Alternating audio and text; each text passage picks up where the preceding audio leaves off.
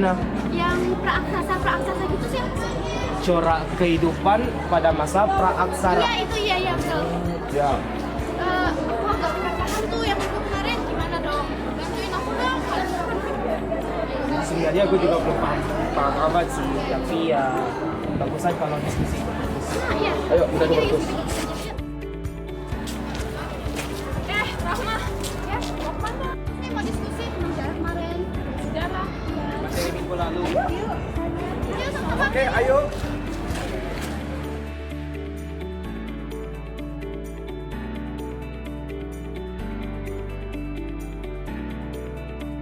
Permisi Pak. Ya, masuk. Permisi Pak. Kita mau kesempatan buat diskusi. Silakan. Terima kasih Pak. Terima kasih Pak.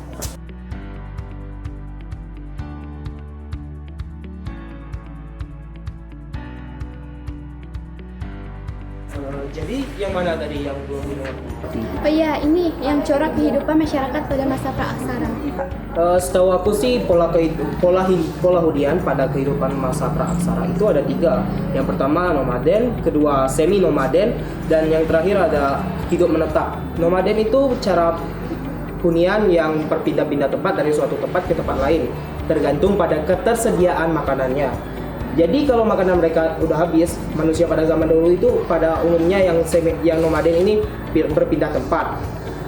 Yang kedua ada semi nomaden. Semi nomaden ini sama seperti yang pertama, berpindah ke tempat dari tempat yang satu ke tempat yang lain juga, tapi diselingi dengan adanya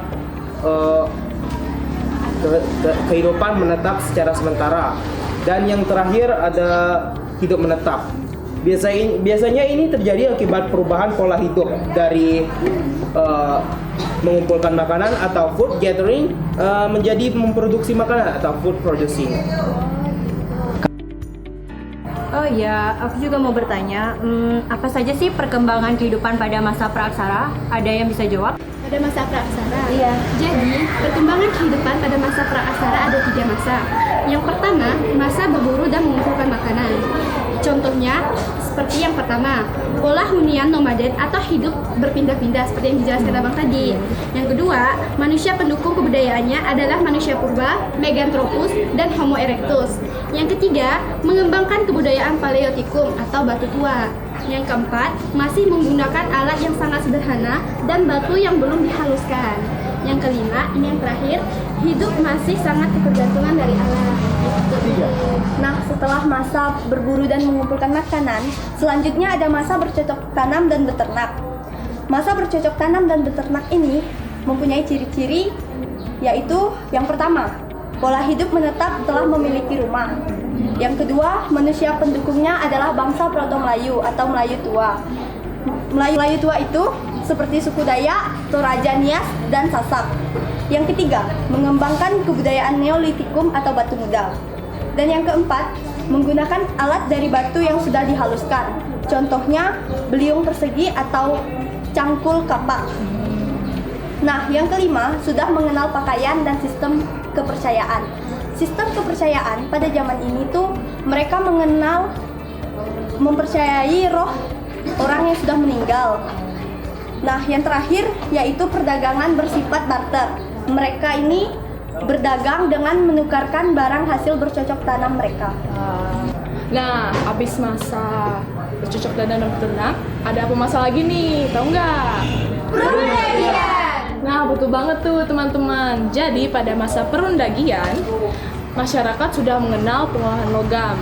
Yang pastinya alat yang terbuat pun terbuat dari bahan logam. Contohnya nekara, moko, kapak perunggu, cendrasa, bejana, dan lain-lainnya.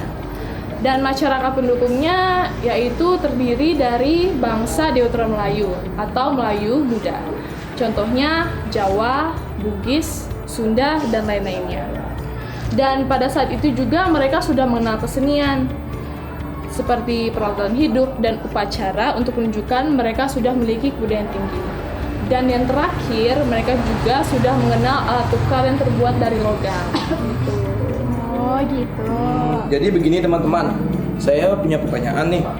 Apa saja sih hasil budaya yang ditemukan pada masa praaksara? Ada yang bisa jawab nggak? Oh iya, aku juga agak bingung tentang yang itu. Ada yang bisa jelasin nggak? Aku tahu jawabannya. Hasil-hasil budaya pada masa praaksara yaitu fosil manusia purba. Ada juga peninggalan zaman Megalitikum. Contohnya ada menhir seperti ini. Ini contoh menhir. Ada juga waruga, dolmen, dan sarkofagus. Juga ada sistem kepercayaan seperti animisme, dinamisme, dan totemisme. Oh iya, apa saja peninggalan masa praaksara yang masih ada hingga saat ini? Peninggalan pada masa praaksara yang masih ada sampai saat ini tuh contohnya ada tari-tarian, upacara adat, ada juga cobek yang terbuat dari batu, dan juga rumah betang seperti itu. Juga nilai-nilai budaya yang masih terjaga sampai saat ini, yaitu budaya gotong royong yang terlihat di rumah panjang atau betang. Ada juga mengelola alam dengan menjaga kelestariannya, menjaga budaya kearifan lokal, dan budaya menghormati antar sesama yang tua dan yang muda.